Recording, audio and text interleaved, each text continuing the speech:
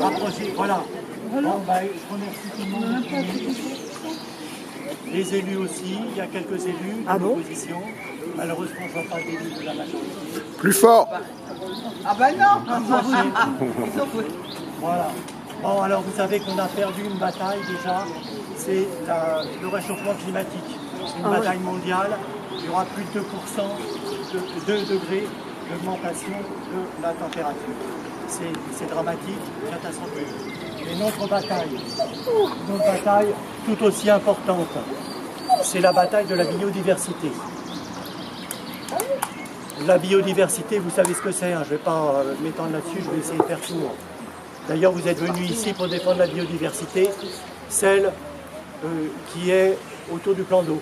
C'est une réserve de biodiversité. Il faut absolument préserver cet espace qui est un des rares qui existe encore dans la vallée de l'Esch.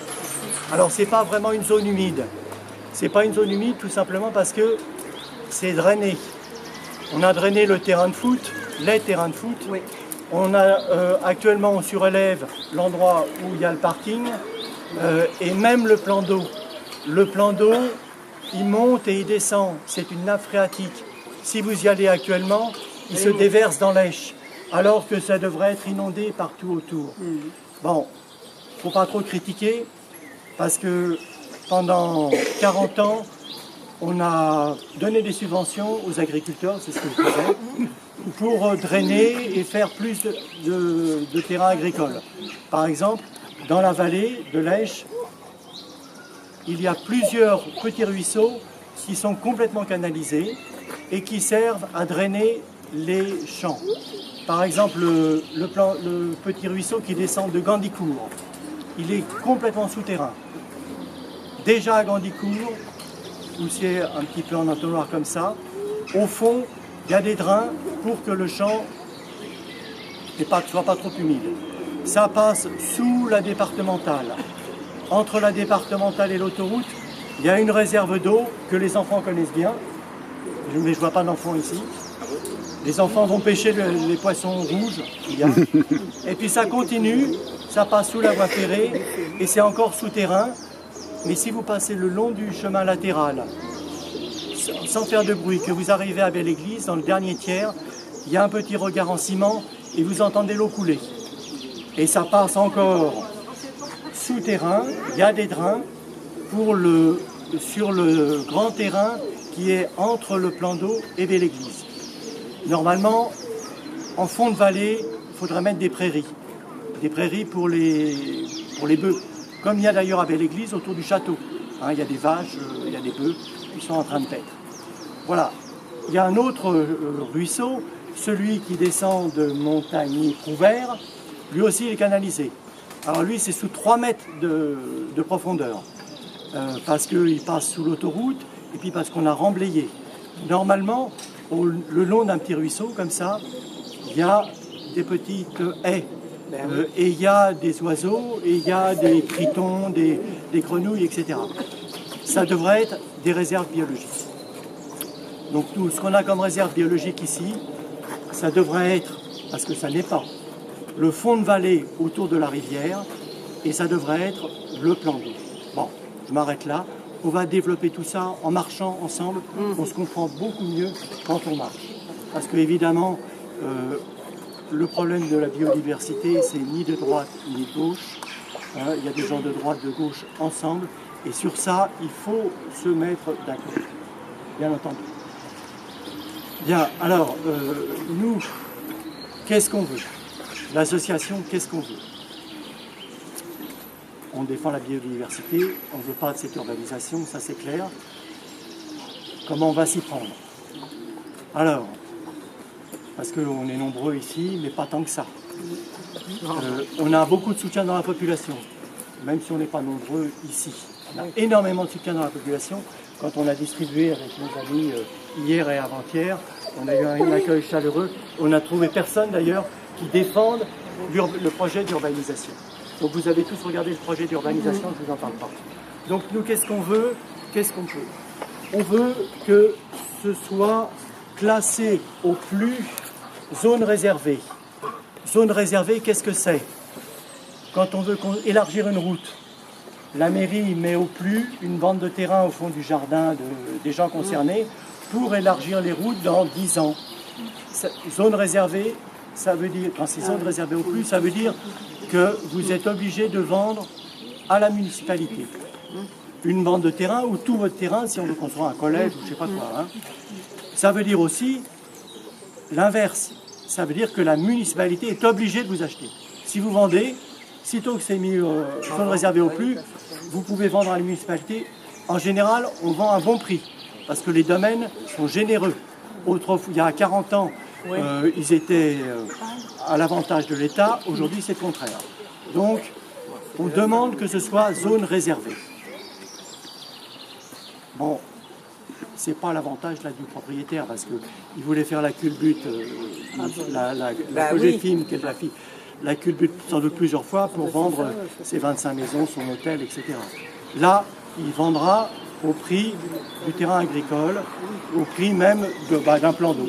Voilà, hein, c'est-à-dire pas beaucoup, mais il sera largement indemnisé. Donc première chose qu'on demande, zone réservée. Ensuite, il ne faut pas que ça reste un terrain vague. Il faut aménager. Aménager simplement. On ne demande pas des investissements colossaux. On veut un chemin qui soit urbain en zone urbaine, naturel en zone naturelle.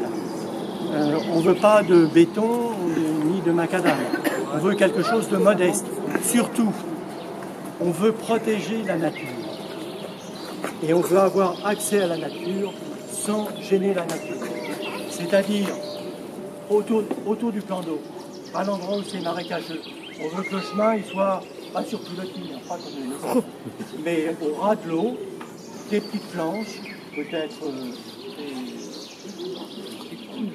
voilà, une rampe pour regarder les grenouilles, les nénuphars, les pitons, toute la vie aquatique du marais, sans gêner la vie aquatique. Il ne faut pas la piétiner, etc. De la même façon, il faut des planches faciles avec un petit espace, un en haut pour les grands, un en bas pour les petits, pour regarder les oiseaux sans les gêner, les canards ou autre chose. Peut-être qu'on mettra un affût, mais quelque chose de simple qui permette, la protection de la nature, deux, un accès démocratique à la nature. Cet aménagement qu'on demande, on le demande pour le plan d'eau, mais on le demande tout le long de la vallée. Le chemin, il doit être dans cette perspective. Il doit partir de Persan jusqu'à Méru. Et évidemment, dans Chambly, il sera urbain. Urbain, mais on essaiera tout de même en zone urbaine, de préserver la variété de la biodiversité. Voilà, la biodiversité, c'est simplement ça. Voilà, donc 1, on demande zone réservée. 2, on demande l'aménagement. 3, on va demander, alors c'est plus général, gestion de la biodiversité. Qu'est-ce que ça veut dire? Ça veut dire que dans une communauté de communes, un département, une région, bon, il y a un budget pour les écoles, il y a un budget pour le sport, il y a un budget pour le sport, il y a un budget pour les routes, il y a un budget social. Bon, on s'occupe de tout ça. La biodiversité, comment on la gère? Il n'y a pas de personnel, il n'y a pas de ligne budgétaire, donc il n'y a pas de fonds, il n'y a rien du tout. Il faut qu'il y ait dans les municipalités, et notamment à Chambly, à l'occasion de cette crise, il faut que la biodiversité soit gérée par des techniciens. Il faut qu'il y ait un technicien. Bon, et actuellement, il y a un directeur de la communication. Je regrette, il serait beaucoup plus important qu'il y ait un directeur de la biodiversité, qui soit là pour défendre la nature et défendre l'accès à la nature. C'est extrêmement important. Alors, c'est vrai pour Chambly, mais c'est vrai dans toute la vallée. Il y a des instances. Il existe des instances pour gérer la biodiversité. Ces instances, c'est par exemple autour des points de captage d'eau.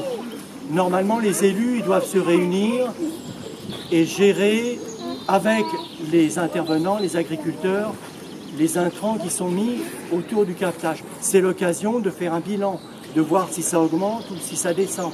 C'est l'occasion d'écouter les agriculteurs, leurs demandes.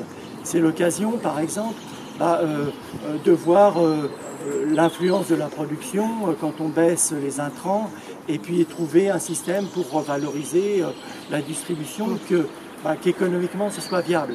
Il y a des solutions, mais seulement il faut que politiquement ce soit géré. Donc il existe ces instances autour des points de captage, mais on peut en créer d'autres. On peut créer une instance autour du syndicat de la vallée de l'Esch. On a un syndicat qui est censé gérer la rivière. Je regrette, il n'y a rien qui est fait, pas grand-chose. Ça s'est amélioré considérablement quand on a eu la station de Méru, et puis depuis, plus rien. Depuis, ça se dégrade progressivement. Voilà, bon, je ne vais pas vous embêter plus longtemps. N'oubliez pas ces 3 points. 1, zone réservée, au plus, inscrite au plus. 2, aménagement du fond de vallée et du plan d'eau. Aménagement simple, des aménagements gratuits, pas un complexe de loisirs où il faut payer pour stationner. Hein, on veut que les gens, s'ils s'assoient sur les bancs, que ce soit évidemment gratuit. Ça tombe sous le sens, mais ça mérite d'être précisé parce que ça va dans le sens contraire de l'aménagement du complexe de loisirs, commercial de loisirs. Voilà. Donc, et 3e point, biodiversité, gestion de la biodiversité. Bon, on va marcher, on va prendre les petits panneaux des oiseaux qu'on a vus, qui ont été vus par Bernard sur le plan d'eau, et on va les accrocher sur le grillage là-bas, dont on demande la levée du grillage et surtout la gestion par la municipalité de cet espace.